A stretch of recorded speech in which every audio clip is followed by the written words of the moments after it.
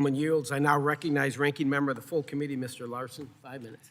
Thank you, Chair Nels and Ranking Member Cohen, for holding today's hearing to examine our airport infrastructure, the safety and regulatory challenges they face, and to find ways to address these challenges. I want to, as well, thank the witnesses for joining us today. Airports serve as a vital engines that power local economies. They generate good jobs, they stimulate local businesses, and they attract financial investment. A study published by the Airports Council International North America last month found that airports with commercial service support 12.8 million jobs, provide $619 billion in annual payroll, and produce $1.8 trillion of annual output. Even more than those benefits, airports serve as a critical, of course, transportation hub and strengthen connectivity by bringing people together safely. Congress recognized the importance of airports when we passed the 2024 FAA reauthorization. That law bolsters airport infrastructure and operations, improves environmental protections, and most importantly, enhances airport safety. The safety provisions included requirements to maximize the hiring of air traffic controllers, expand the deployment of surface surveillance technology to prevent near misses at all large and medium airports, create a new runway safety grant program, accelerate the replacement of insufficient air traffic control legacy systems, and strengthen protections for airport workers, among other reforms.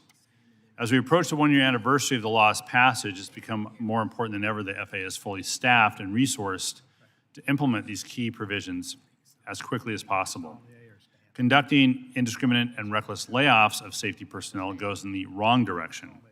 Instead, we have to recommit ourselves to make our national airspace system, or the NAS, safer, more innovative, and efficient. As the last few months have shown, we can no longer afford to wait. For instance, on January 29th, our nation experienced one of the worst aviation accidents in recent history. That evening, a U.S. Army Black Hawk helicopter crashed in an American Airlines flight. It was Flight 5342 near Washington National Airport, or DCA, tragically claiming the lives of all 67 people on board both aircraft.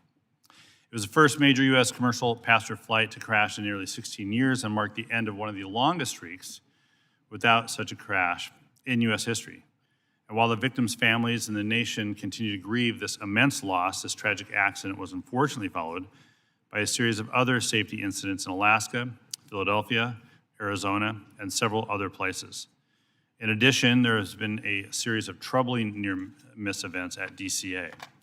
Now, the data shows that aviation remains the safest mode of travel in the U.S. However, the recent series of accidents has shaken the confidence of the traveling public.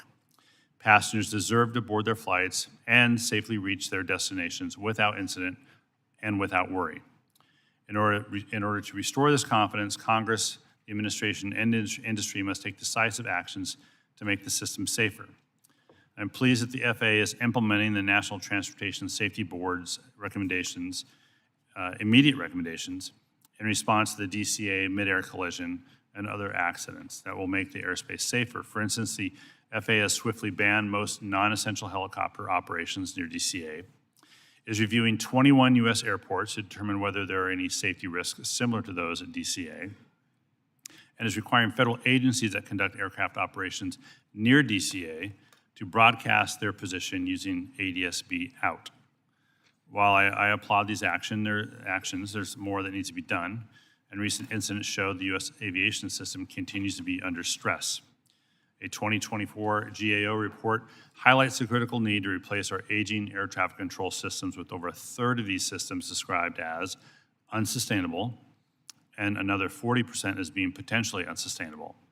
That's why I, as well as many of us, are looking forward to Secretary Duffy's proposal to replace and modernize these systems.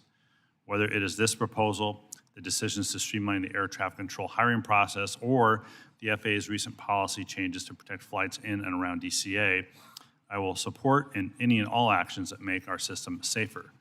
What I won't support is getting bogged down in partisan witch hunts or implementing mass layoffs or otherwise undermining the FAA's workforce. Those actions don't make our system safer. There's no place for some of the baseless rhetoric we've heard about the air traffic personnel. We need to have constructive conversations on how to improve aviation safety. And I'm hopeful that the Secretary Duffy and the FAA leadership will understand these pressing challenges facing U.S. aviation and focus their time and energy on where it belongs, on strengthening the safety of the NAS. So what can we do to make airports and the national airspace safer? For one, we must prioritize our authority to conduct critical oversight. Second, we need to, the Congress and administration have to work together to consider bipartisan proposals to strengthen the air traffic control system. Next, this committee needs to take a serious look at the final NTSB recommendations once they're published next year and be prepared to swiftly adopt these should they be, so they can be implemented. And finally, the committee should continue to listen to what key stakeholders, such as the witnesses before us today, have to say about how to increase safety. When we're working together, we can produce long-lasting safety reforms needed to ensure a safer, a more innovative, and efficient NAS. Look forward today to hear from the